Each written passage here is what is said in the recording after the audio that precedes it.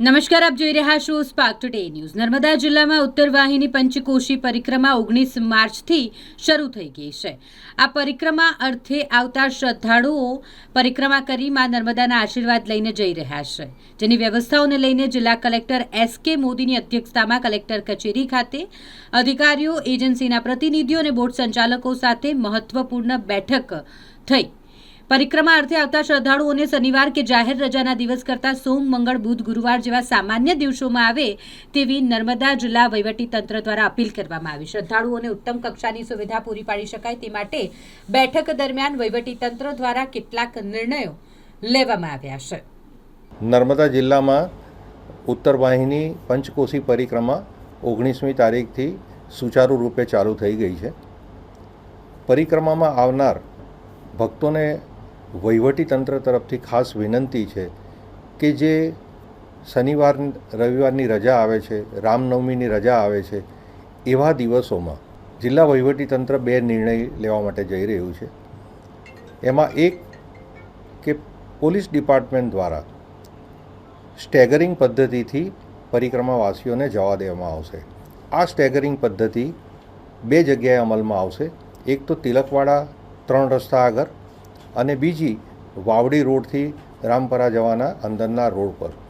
એટલે ભક્તોને ખાસ વિનંતી કે પોતાને 1 કલાક 2 કલાક જો કોઈ જગ્યાએ સ્ટેગરિંગ પદ્ધતિના કારણે રાહ જોવી પડે તો એ રાહ જોવા માટે વિનંતી છે।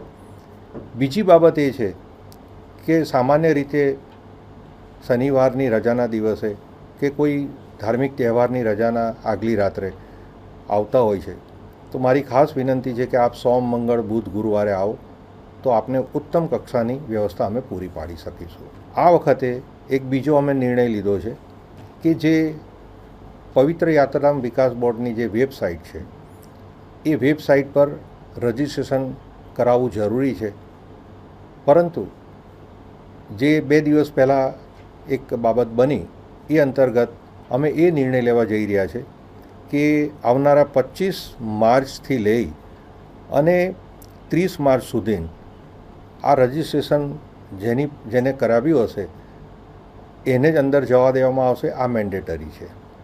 ત્યાર પછી જે બીજા રજાના દિવસો છે, દાખલા તરીકે 2 April, 3 April, 4 April, 11 April, 13 April, આ દિવસોમાં રજિસ્ટ્રેશન મેન્ડેટરી છે, જેથી કરીને આ યાત્રા આપ સારી રીતના કરી શકો।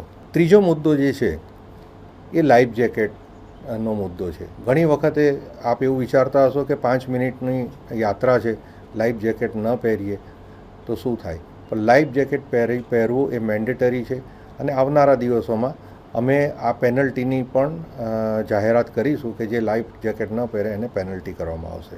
આપ સૌની આ પરિક્રમા સુચારુ રૂપે પાર પડે અને આપ ભક્તિમય, આનંદમય રીતે આ પરિક્રમા કરી શકો એ માટે જિલ્લા વહીવટીતંત્રને આપ સાથ સહકાર આપશો એવી આપ સૌ પાસેથી હું અપેક્ષા રાખું છું। આભાર।